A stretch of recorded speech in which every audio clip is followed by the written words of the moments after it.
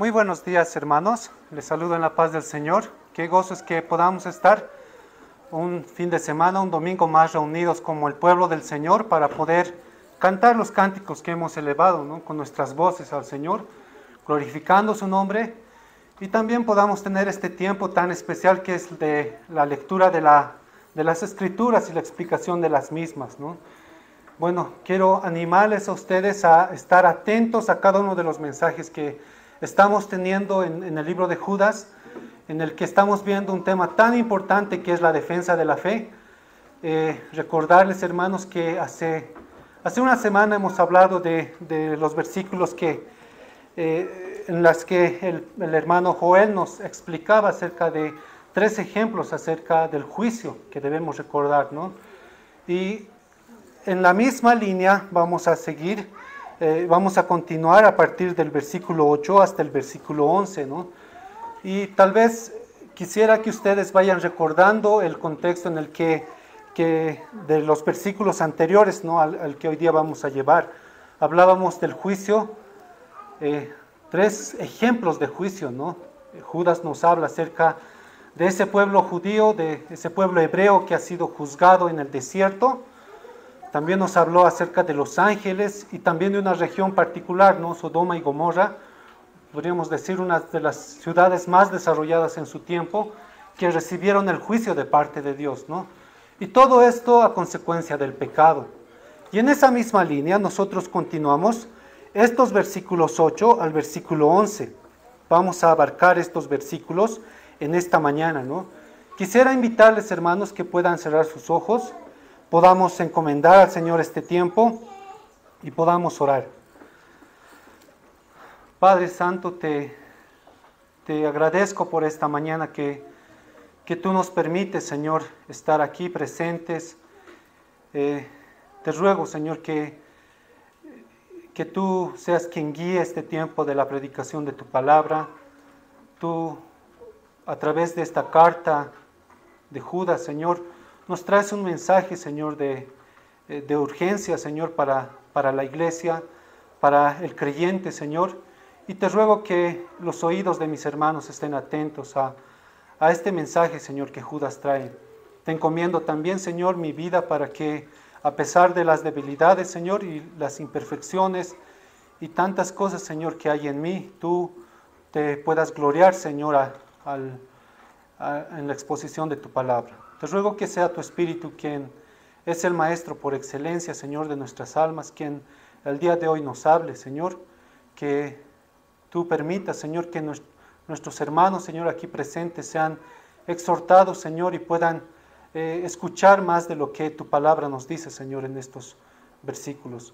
Gracias, Señor, por este tiempo que tú permites que tengamos, Señor, de poder tener la exposición de tu palabra. Bendícelo, Señor, y guíalo, Señor, en el nombre de Jesús. Amén. Quisiera que puedan ponerse de pie, hermanos, y podamos leer todos juntos los versículos 8 al versículo 11 de esta epístola de Judas. Judas, versículo 8 al versículo 11. A la cuenta de 3. 2, 3. No obstante, de la misma manera, también estos soñadores mancillan la carne, rechazan la autoridad y blasfeman de las potestades superiores. Pero cuando el arcángel Miguel contendía con el diablo, disputando con él por el cuerpo de Moisés, no se atrevió a proferir juicio de maldición contra él, sino que dijo: el Señor te reprenda. Pero estos blasfeman de cuantas cosas no conocen, y en las que por naturaleza conocen, se corrompen como animales irracionales. ¡Ay de ellos! Porque han seguido el camino de Caín, y se lanzaron por lucro en el error de Balaam, y perecieron en la contradicción de Coré. Tomen asiento, mis hermanos. Hay un acontecimiento en la historia de la humanidad que no es muy lejano, tal vez podríamos decir inclusive reciente. Yo recuerdo que cuando sucedió esto yo estaba en mi cama, todavía durmiendo, y me despertó, ¿no?, el bullicio que había en mi casa, ¿no? Es un acontecimiento que ha sucedido el 2001. El 11 de septiembre del 2001, en Estados Unidos, hubo un atentado contra las Torres Gemelas. Eso sucedió en Nueva York. Tal vez podríamos decir simultáneamente hubo otro atentado en el Pentágono, eso en Washington. Y aparte de eso también hubo un fatal accidente en Pensilvania. Un cuarto avión fue secuestrado por terroristas de Al Qaeda, esta organización terrorista. Estos acontecimientos contabilizaron, podríamos decirlo así, más de 3.000 muertos. La economía estadounidense en esa época se estremeció en proporciones incalculables y las amenazas terroristas en todo el mundo alcanzó niveles que nunca habían sido imaginados. Si buscamos nosotros en internet este acontecimiento o a partir de este acontecimiento para comprobar cuántos países en casi todos los continentes han sido castigados por ataques terroristas, vamos a ver que a partir de esa mañana del 11 de septiembre, las cifras de muertes registradas son asombrosas, especialmente en Europa, en Oriente Medio y en el África. Saben, hermanos, el terrorismo, a diferencia de otros tipos de delitos, plantea amenazas particularmente graves, por dos razones principales. ¿Por qué el terrorismo se diferencia de los distintos o de los otros delitos? Primero, el terrorismo actúa clandestinamente. Son relativamente pocos en número, podríamos decir, los terroristas. Ellos tratan de pasar desapercibidos, se mantienen ocultos en medio de las sociedades. Pensemos, por ejemplo, en este acontecimiento que hemos hablado, el 11 de septiembre del 2001. Yo pienso que ¿quién hubiera pensado que había terroristas entre ellos? Me imagino que nadie, en medio de estos aviones o dentro de estos aviones. Los planes de los terroristas se mantienen en secreto hasta el momento del atentado. Cuando una vez es detonada la tragedia, el contraataque defensivo es casi imposible. Eso nosotros podemos evidenciar en ese suceso del 11 de septiembre. Casi todo un país potencial no pudo hacer nada después de que este atentado fue detonado. En segundo lugar, los terroristas a menudo están dispuestos a morir por la causa que ellos defienden. Por lo general ellos se suicidan con bombas que llevan en sus cuerpos, con coches bombas o autodisparos. No escatiman esfuerzos para ver cumplidas sus misiones. Eso en cierto sentido son las características del terrorismo. John MacArthur, un pastor, en uno de sus comentarios, hace una sabia analogía al respecto.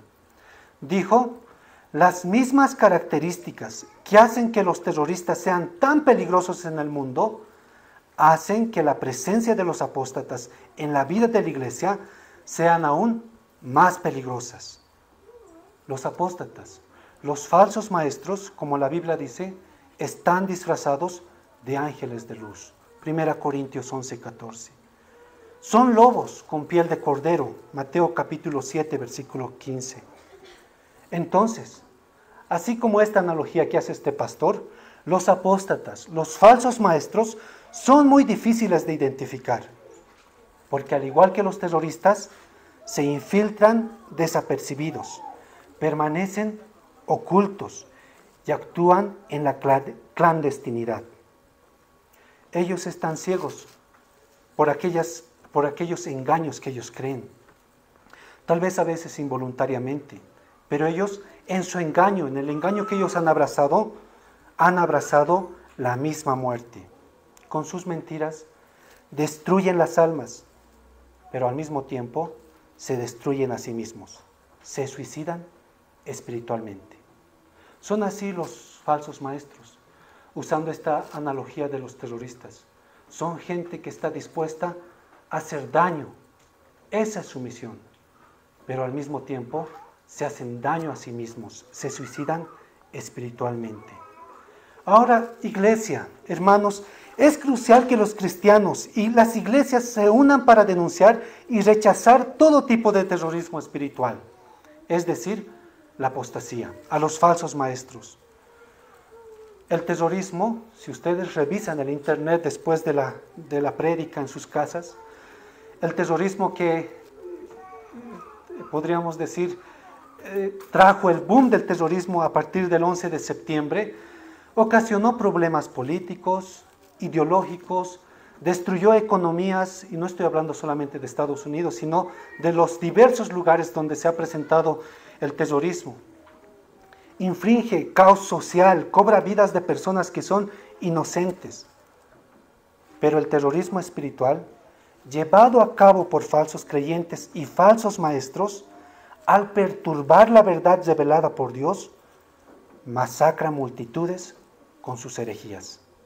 Causa la muerte eterna.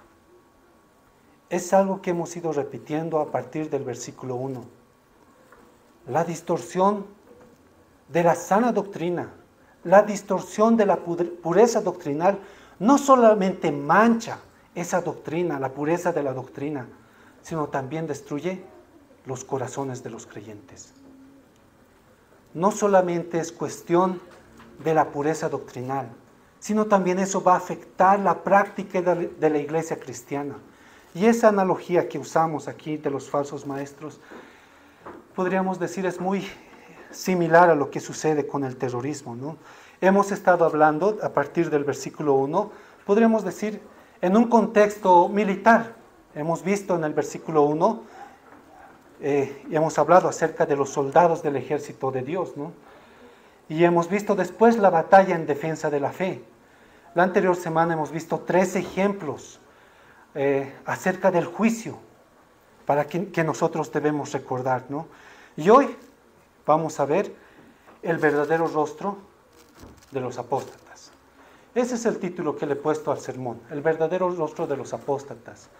Tal vez si lo pondríamos en el contexto militar, como hemos ido viendo, podríamos decir el verdadero rostro del terrorismo espiritual, ¿no? Entonces, ese es el título que le he puesto al sermón de esta mañana, y vamos a llevarlo en 3 puntos, ¿no? En primer lugar, en el versículo 8, vamos a hablar acerca de la naturaleza del carácter de estos apóstatas, ¿no? Estamos viendo el verdadero rostro de los apóstatas. Y en primer lugar, en el versículo 8 vamos a ver la naturaleza de su carácter. Hemos visto, como hemos dicho, en los versículos anteriores, en la sección del versículo 5 al 7, estos ejemplos de juicio de parte de Dios, ¿no? Primero, los hebreos que murieron en el desierto, a causa de su incredulidad y de su pecado. Un segundo ejemplo que veíamos en la anterior sección son los ángeles que fueron arrojados del cielo y puestos en prisiones por su rebelión. Y el tercer ejemplo que veíamos la anterior semana era Sodoma y Gomorra. Fueron destruidos a causa de su inmoralidad. Ahora, en esta sección del texto, en el versículo 8 al 11, Judas va a continuar señalando que los falsos maestros están siguiendo el mismo camino que provocó el juicio de Dios sobre las historias mencionadas anteriormente. Estos falsos maestros, podríamos decir, están siguiendo el mismo camino del juicio que ha caído sobre los hebreos incrédulos, sobre los ángeles que se han revelado y sobre Sodoma y Gomorra, caracterizado por su inmoralidad. El versículo 8 dice: no obstante, de la misma manera, también estos soñadores mancillan la carne, rechazan la autoridad y blasfeman de las potestades superiores. En este versículo, como decíamos, vemos la naturaleza del carácter de los falsos maestros. Estamos descubriendo en cierto sentido el verdadero rostro de los falsos maestros. Ahora, ¿cuál es la naturaleza de su carácter? Este versículo 8 nos muestra cuál es la naturaleza de su carácter.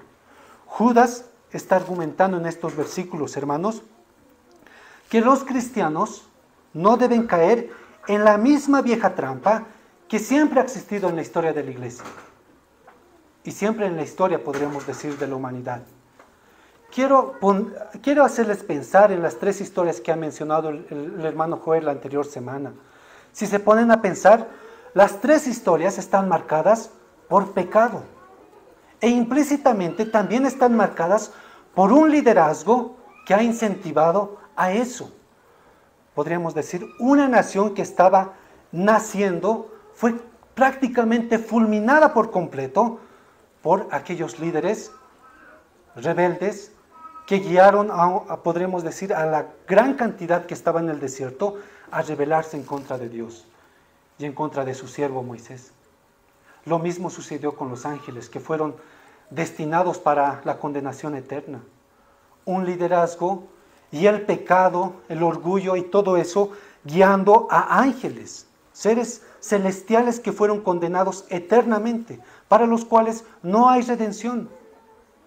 Lo mismo sucedió con Sodoma y Gomorra, ciudades en su época, podremos decir, avanzadas para su época, pero sin embargo que el pecado y un liderazgo que permitía que dentro de esas ciudades haya este tipo de inmoralidades, al final unas sociedades que fueron destruidas. Judas nos está diciendo en estos versículos, en cierto sentido, a nosotros como cristianos, manténganse alejados de estas cosas. Cuando tú como cristiano te encuentres con falsas enseñanzas, con impiedad, con perversión, con inmoralidad, identifícalas. Aléjate de todas ellas. No vayas por ese camino de muerte, por muy tentador que sea. Este es el argumento continuo de la epístola de Judas. Inclusive aquí en estos versículos 8 al 11. Ahora, para advertirnos Judas en estos versículos, nos va a mostrar 3 rasgos del carácter de estos apóstatas, o podríamos decir de estos terroristas espirituales. Primero está su inmoralidad. Ellos siguen sus placeres pecaminosos, siguen sus pasiones y las inclinaciones de su corazón. En segundo lugar, la otra característica es la insumisión. Ellos son rebeldes, son capaces de intercambiar la verdad revelada de Dios por sus creencias relativas, por sus sueños, por sus visiones espirituales. Y su tercera característica es su irreverencia, el orgullo y la arrogancia que ellos tienen, que hace que se burlen inclusive de aquellos que no deben. Entonces, 3 cosas vemos en el carácter de estos falsos maestros. Estamos viendo en este primer punto la naturaleza de su carácter y vemos 3 cosas. Su inmoralidad, su insumisión y su irreverencia. La frase con la que comienza este versículo 8, que dice, no obstante, de la misma manera, también, nos está, podríamos decir, está enlazando con las historias que anteriormente hemos mencionado en los versículos 5 al versículo 7. Está indicando que estos falsos maestros están siguiendo las mismas prácticas perversas que caracterizaban a los israelitas, a los ángeles que se rebelaron y que fueron destinados a condenación eterna, y que también a estas ciudades de Sodoma y Gomorra que se pervirtieron sexualmente. Es una constante, nos está diciendo, en los falsos maestros, este carácter que vemos en estos 3 ejemplos que vimos la anterior semana. Todas las personas, o todo tipo de grupo de personas que se alejan de la doctrina bíblica, se van a conducir mediante estas prácticas que hemos visto la anterior semana. Esta es la clase de pecados que siguen todos aquellos que se alejan de la doctrina bíblica. Ahora, los falsos maestros, cuando empiezan a meter, podríamos decir, sus falsas enseñanzas, ellos lo hacen de manera oculta. Pueden aparentar llevar una vida de santidad, acorde con los principios bíblicos, pero su teología, su enseñanza corrompida, les permite muchas veces revalidar actividades que la Biblia considera malvadas. Hay otra palabra que nosotros encontramos en este versículo 8.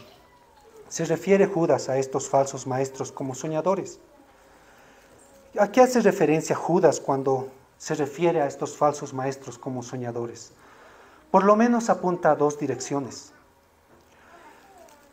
Estos falsos maestros posiblemente eran místicos. En cada momento estos falsos maestros estaban recibiendo revelaciones sobrenaturales. Y estas revelaciones sobrenaturales, que son relativas, ellas la tomaban como absolutas. Esto es lo que hacían estos falsos maestros. Ahora, una segunda dirección a la que nos dirige esta palabra, soñadores, acerca de estos falsos maestros, es que ellos eran tal vez tan pervertidos y entregados a la sexualidad impura que ellos pasaban el tiempo en vanos sueños eróticos. Eso nos dice un comentarista que se llama Simon Kistemaker. Hoy en día, hermanos, los escándalos sexuales, yo sé que se han difundido mucho por los medios sociales, ¿no? Por los medios de comunicación, la televisión, el internet. Podemos escuchar mucho de escándalos sexuales en medio de líderes religiosos. Ahora, cuando vemos la carta de Judas, nos vamos a dar cuenta que eso no sucede solamente hoy. Es algo que sucedía en la época de Judas. Es algo que ha sucedido ya desde antes. Muchos falsos pastores y ministros ya andaban detrás de sus pasiones torcidas y usaban la religión como un medio para dar rienda suelta a su lujuria. No es algo que solamente sucede ahora, es algo que ha sucedido ya desde el tiempo de Judas y podríamos decir también antes de Judas. Eso trae consecuencias muy graves dentro de nuestro entorno eclesial.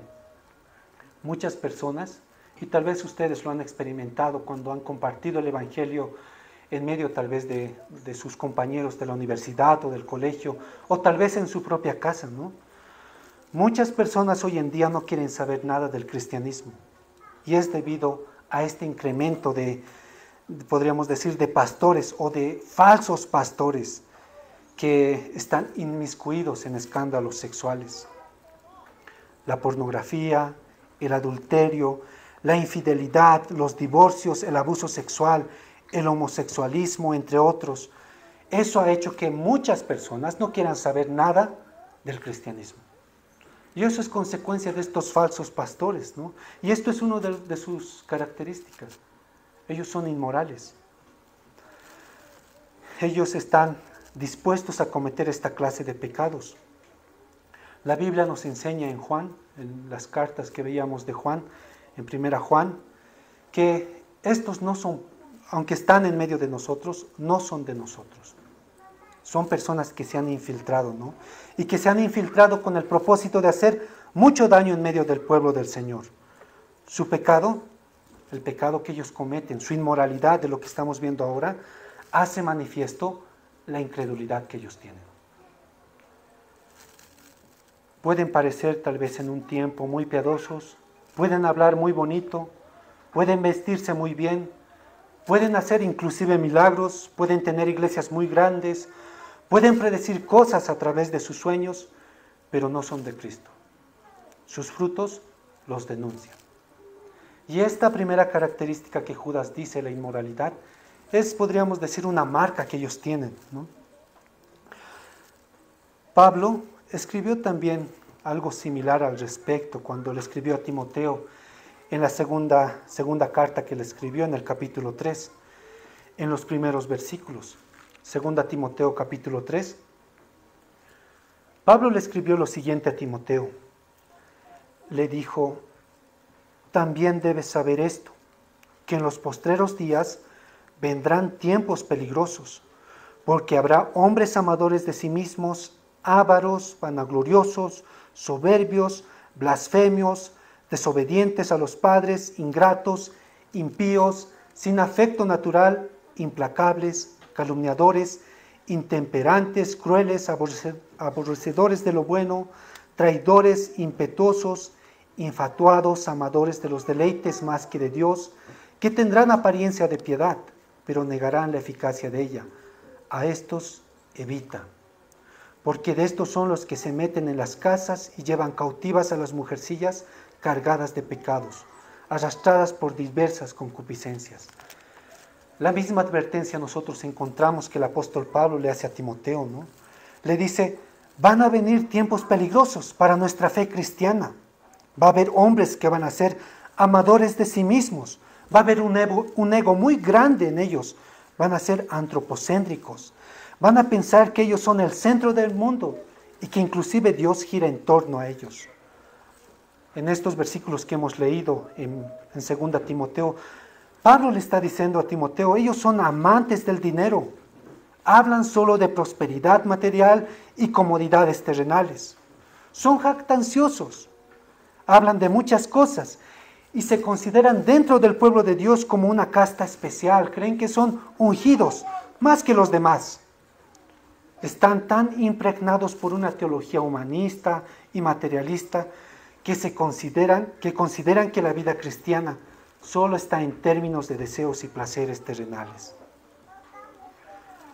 Son muy amados muchas veces por la gente, tienen muchos seguidores y todos piensan que son hombres muy santos, que son realmente hombres de Dios, especialmente por los milagros que ellos dicen que hacen.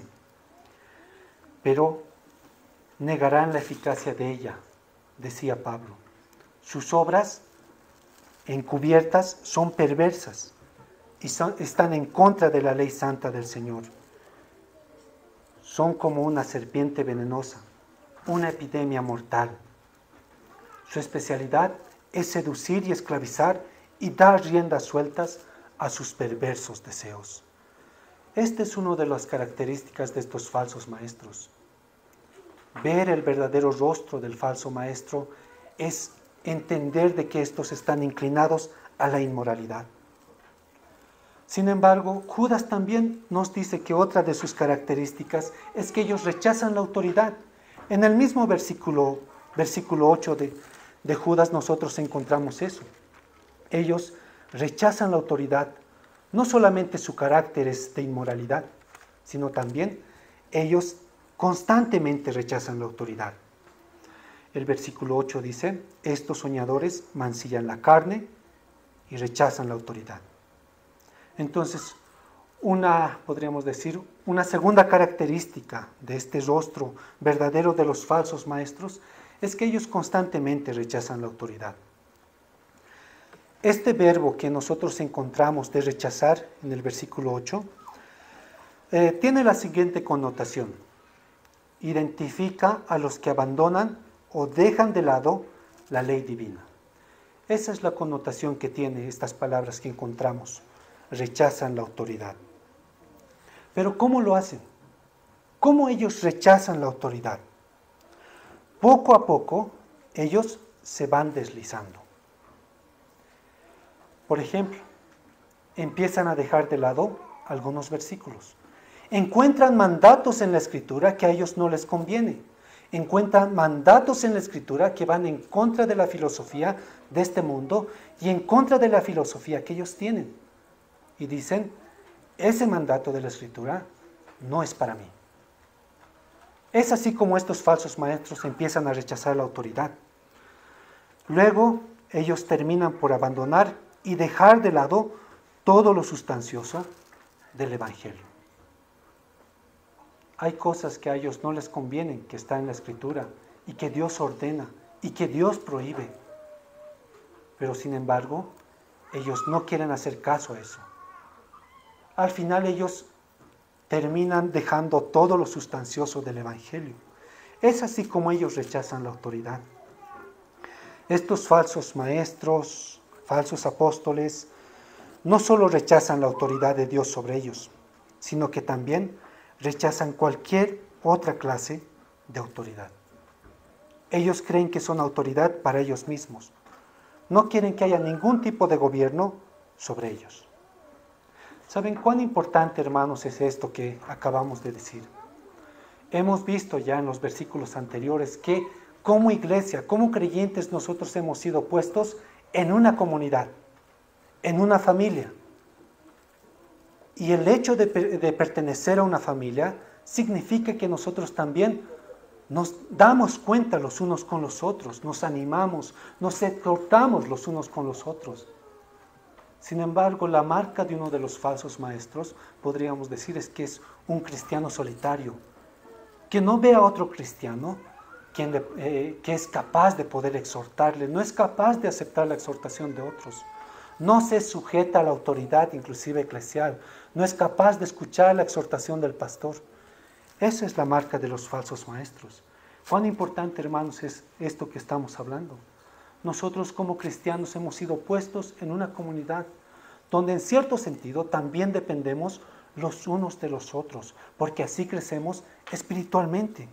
Y cuando nosotros caemos en pecado, somos exhortados y somos llamados por otros hermanos al arrepentimiento. Sin embargo, el carácter de los falsos maestros es todo lo contrario.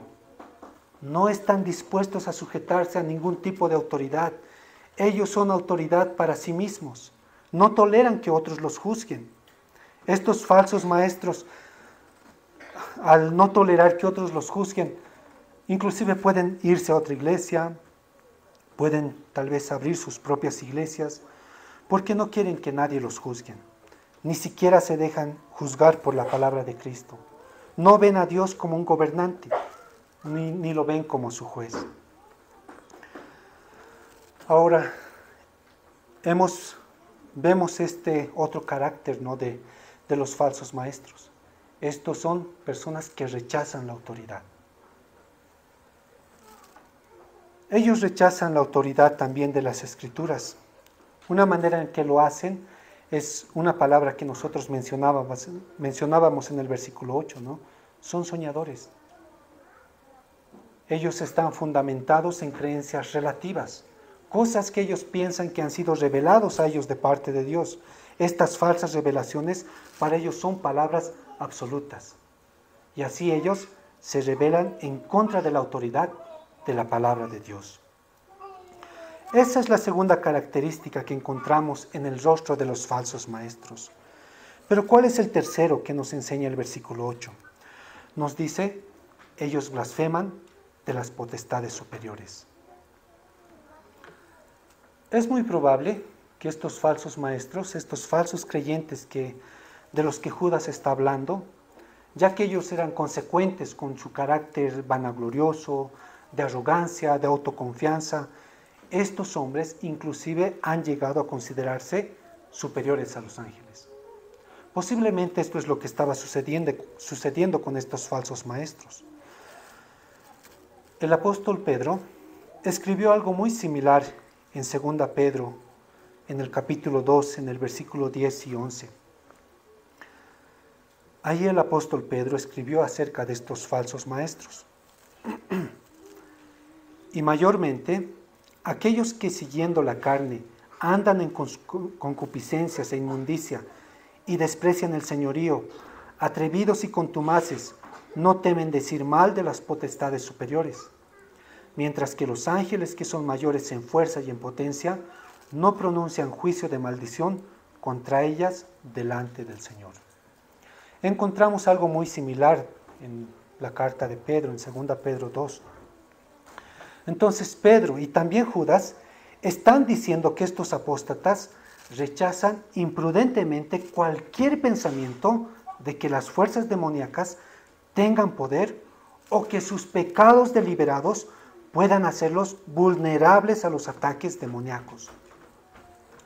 Por otro lado, no solamente Judas, sino también Pedro dice que ni siquiera los ángeles buenos, como deberíamos hacerlo también los humanos, tratan a estos poderes demoníacos con tanta ligerencia e irreverencia. Y eso vamos a verlo también en el versículo 9. Judas quiere en este versículo y en este punto que nosotros identifiquemos los rasgos del carácter de estos terroristas espirituales. Ellos son inmorales, son rebeldes, insubordinados y son irreverentes. Ahora, ¿qué es lo que nos decía Pablo? ¿Qué es lo que le decía a Timoteo? ¿Qué es lo que nos diría a nosotros? Evitemos a ellos. Evitemos sus enseñanzas, que están basadas en sus propios sueños. Evitemos sus prácticas, que son fruto de un corazón que está inclinado al mal, que está distorsionado, que es orgulloso, que es arrogante. Evitemos a estos falsos maestros. Esta es la naturaleza del carácter de los apóstatas, inmorales, insubordinados e irreverentes. Así que debemos nosotros como creyentes huir de todas estas cosas.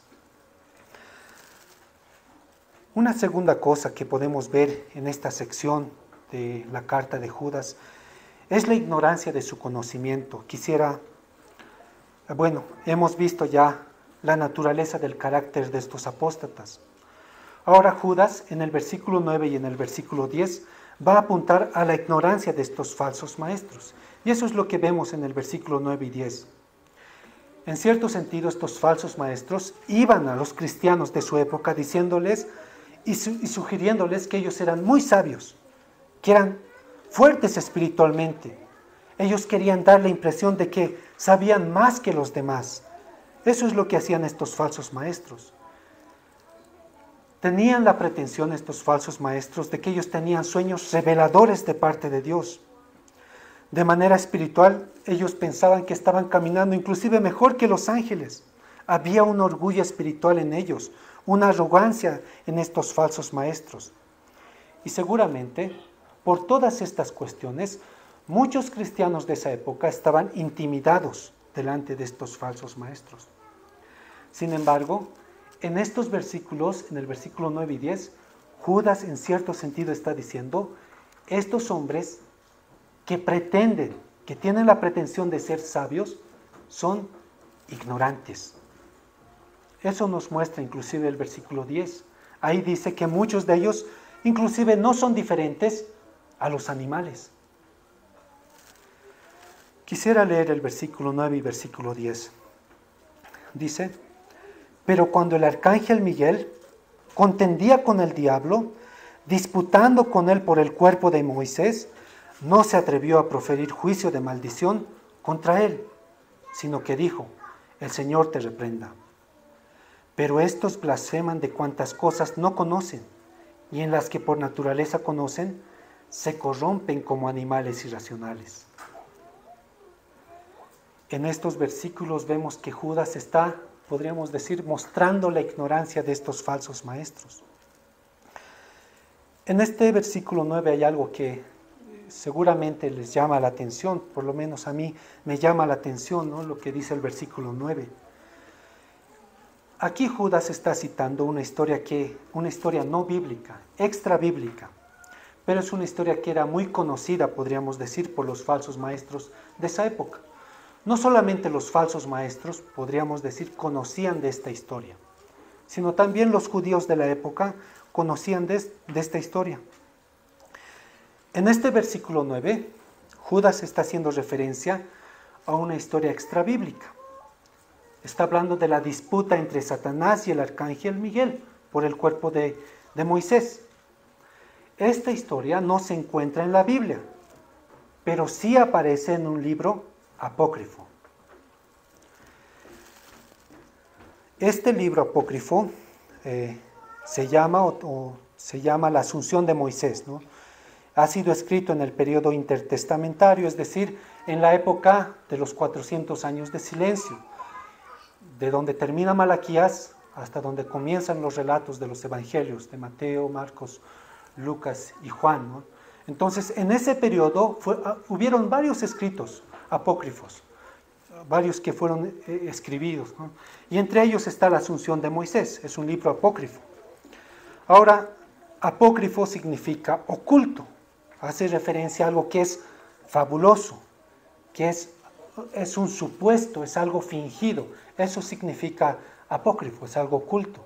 Entonces, este libro, La Asunción de Moisés, es un libro apócrifo. Tal vez podríamos decir inclusive fantasioso.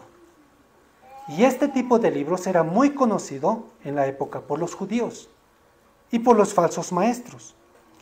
Ahora, ¿qué relación tenía este libro con las Sagradas Escrituras? Como hemos dicho, apócrifo significa oculto.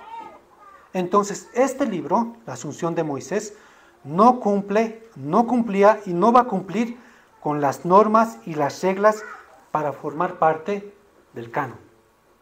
Es un libro, nuevamente, apócrifo, oculto, fantasioso. Ahora, como muchos de los libros, surgió en el periodo intertestamentario. Hay otros libros también apócrifos que surgieron después de la muerte de los apóstoles, ¿no? Y estos libros apócrifos se caracterizaban de usar seudónimos, especialmente con los nombres de los apóstoles. Eso encontramos después de después del periodo de los apóstoles, ¿no? Hay varias epístolas con los nombres de los apóstoles, pero que son libros ocultos. Inclusive estos apócrifos usaban nombres de patriarcas, y este es el caso, ¿no? La Asunción de Moisés.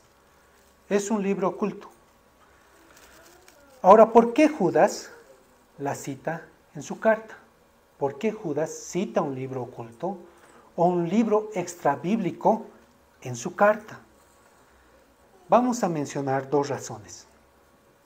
La primera es que en la Biblia nosotros encontramos, no solamente en Judas, sino en otras porciones de la Biblia, que los apóstoles citaron libros, o podríamos decir, citas extrabíblicas, autores inclusive que fueron paganos. Por ejemplo, Hechos capítulo 17, versículo 28, ahí el apóstol Pablo usa las palabras de un poeta pagano. ¿Cuál es su finalidad? Es ilustrar la enseñanza a los filósofos en Atenas. Hechos 17, 28, ahí dice, porque en él vivimos y nos movemos y somos, como algunos de vuestros propios poetas también ha dicho, porque linaje suyo somos, ¿no? Ahí el apóstol Pablo está citando ya a filósofos paganos inclusive, ¿no? Ya es, podríamos decir, algo extra bíblico, pero Pablo está citando. Otro ejemplo que nosotros encontramos es en Tito. Tito usa los filósofos de su medio. Entonces no es algo, podríamos decir, exclusivo de Judas. Encontramos que inclusive otros apóstoles citaron citas o autores extrabíblicos, ¿no? Y eso con la finalidad de ilustrar ciertas enseñanzas. Tal vez podríamos decir en el caso del apóstol Pablo, en Hechos capítulo 17, él se valió de lo que acabamos de leer en el versículo 28 para poder explicar al contexto griego y para que ellos pudieran entenderle, ¿no? Entonces esa es una de las razones, ¿no? Encontramos en varios lugares de la Escritura que otros autores citaron libros o autores extrabíblicos.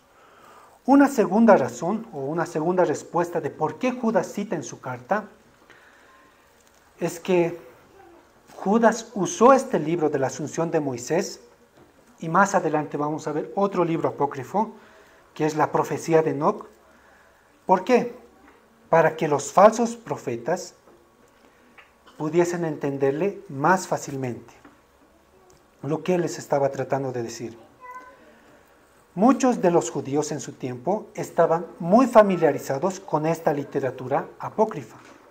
Entonces, estos escritos apócrifos, al ser aceptados y al ser admirados por los falsos profetas e inclusive por algunos judíos, Judas está diciendo, voy a demostrarles a través de los propios escritos que ustedes admiran y veneran, como este que es la Asunción de Moisés, que ni siquiera ustedes pueden cumplir lo que ustedes tanto veneran. Y por eso cita lo que vemos en el versículo 9. Pero cuando el arcángel Miguel contendía con el diablo, disputando con él por el cuerpo de Moisés, no se atrevió a proferir juicio de maldición contra él, sino que dijo, el Señor te reprenda. ¿Qué es lo que narra este libro, la Asunción de Moisés, sobre esta escena donde encontramos al arcángel Miguel?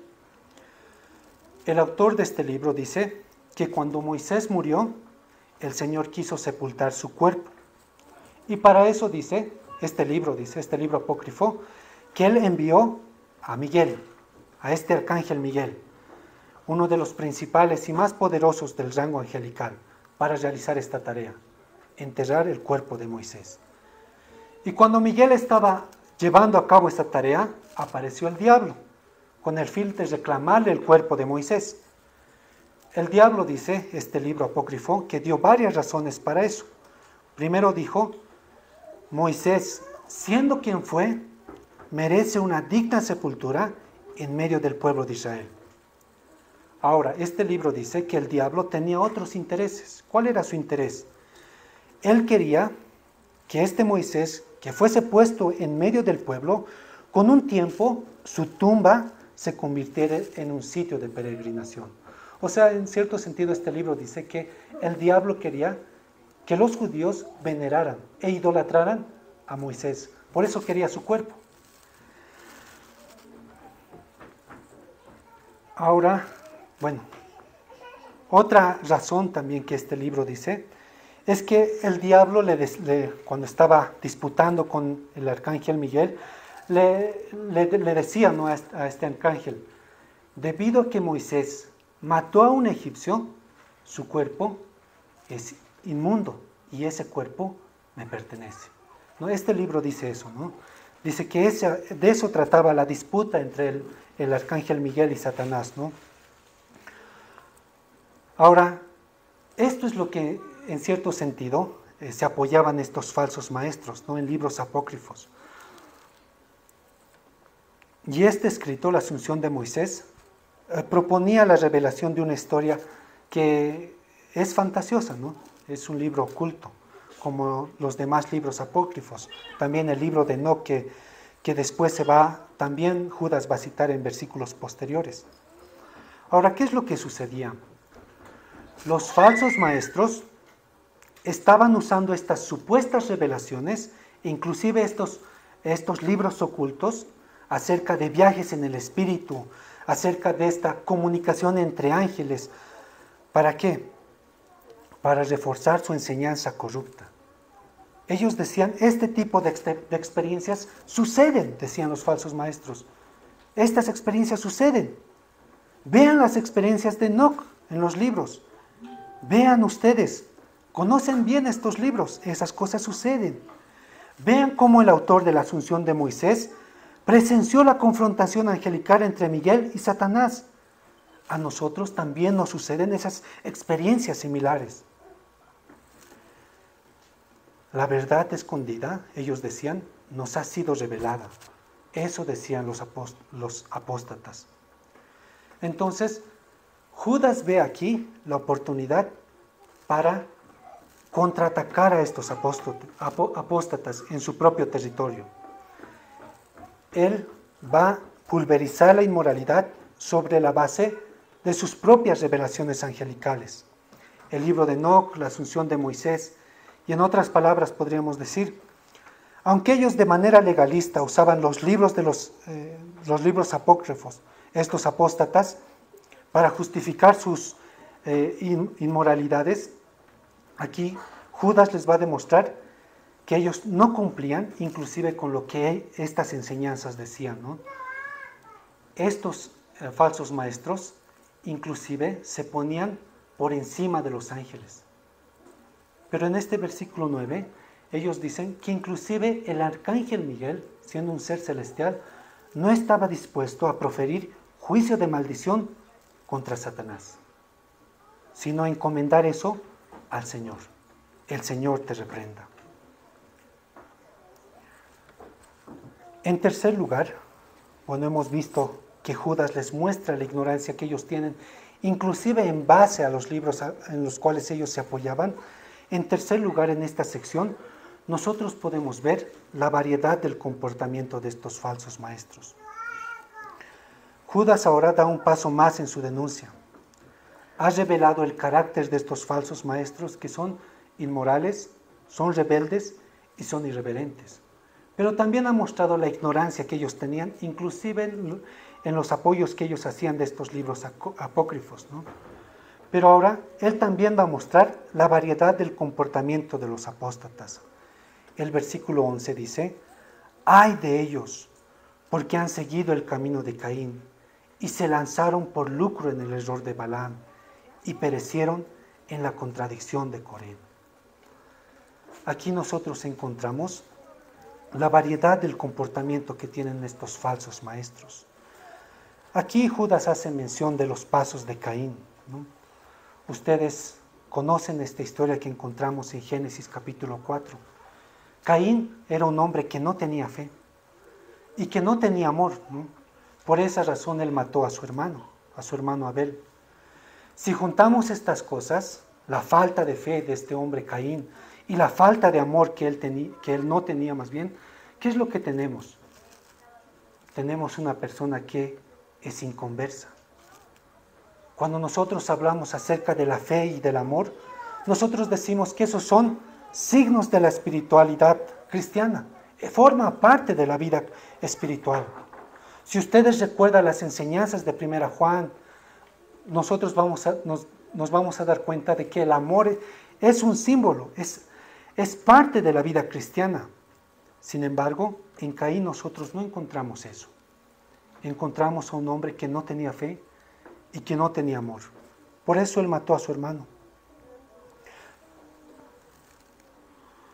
El apóstol Pablo en Gálatas y también en 1 Corintios, él nos dice que lo que realmente importa de una persona es la fe que se debe expresar en el amor.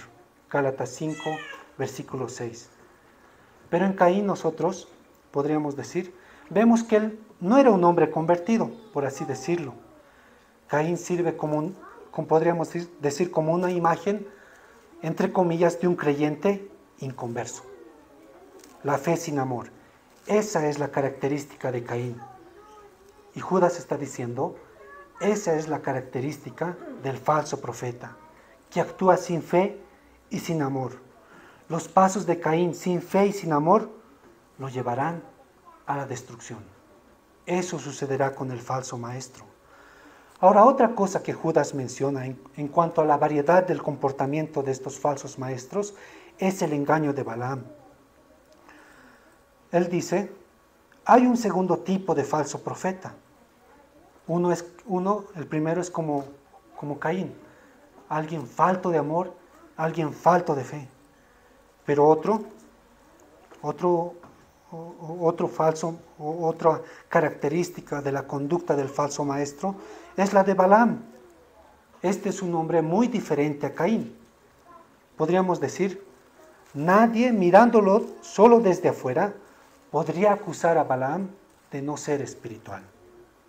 Este hombre, que su historia es narrada en Números capítulo 22, 24 y el capítulo 31 de Números, este hombre era un hombre inclusive que tenía, podríamos decir en cierto sentido, poder espiritual, capaz de profetizar el futuro, capaz de bendecir y sanar. Pero ¿cuál era el problema de este hombre Balaam? Él estaba motivado por el amor al dinero. En la historia que narra la historia de este hombre Balaam, él le mostró a Balac cómo hacer tropezar al pueblo de Israel. Él animó al pueblo a comer alimentos ofrecidos a los ídolos y a practicar inmoralidad sexual. Esa era la característica de Balaam.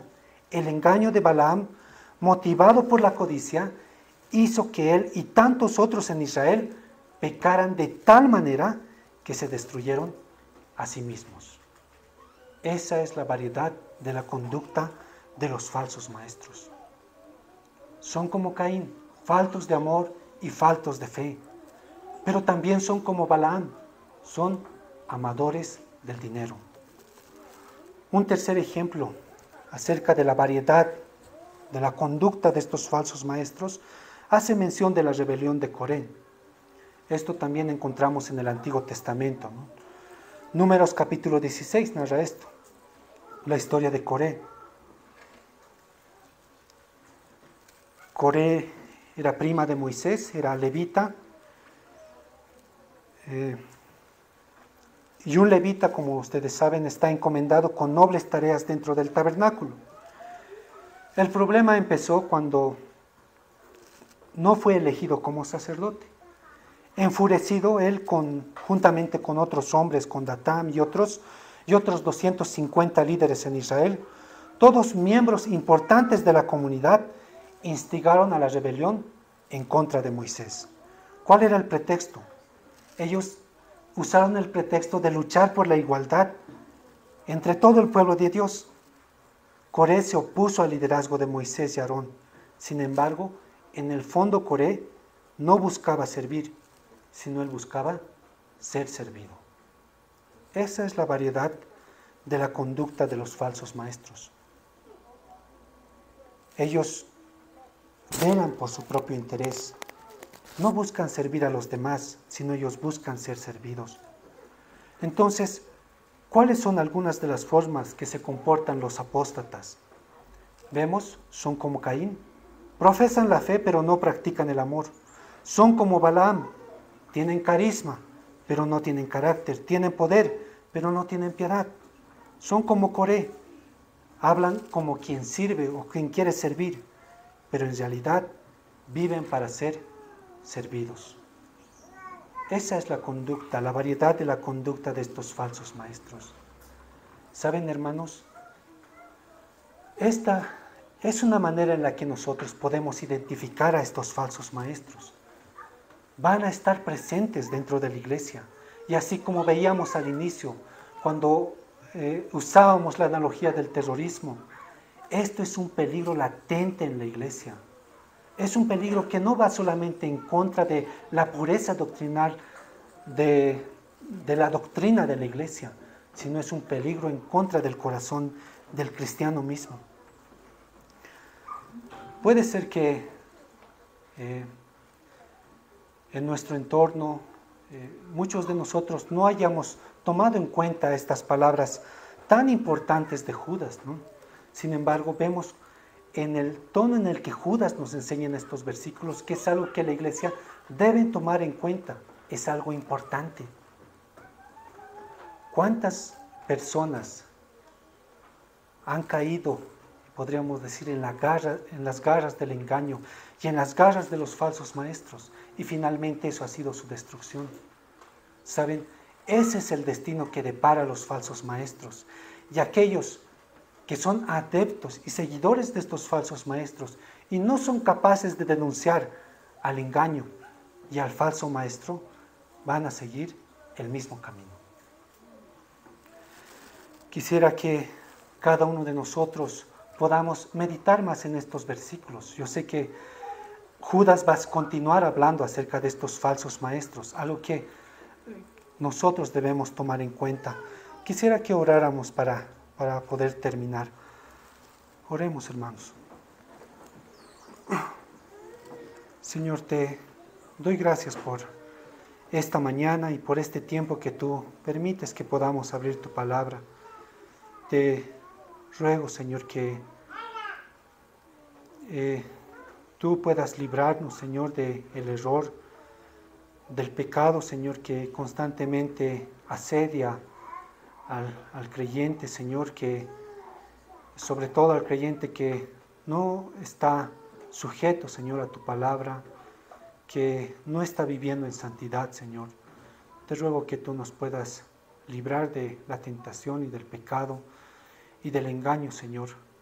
Y permite, Señor, que la iglesia pueda escuchar tu voz que está plasmada, Señor, en tu palabra, que está escrita en tu palabra, que esté dispuesta, Señor, a seguir tus mandatos, a tomarlas, Señor, todas como verdades que vienen de ti, que son verdades que son poderosas y que son preciosas, Señor, para nuestras vidas.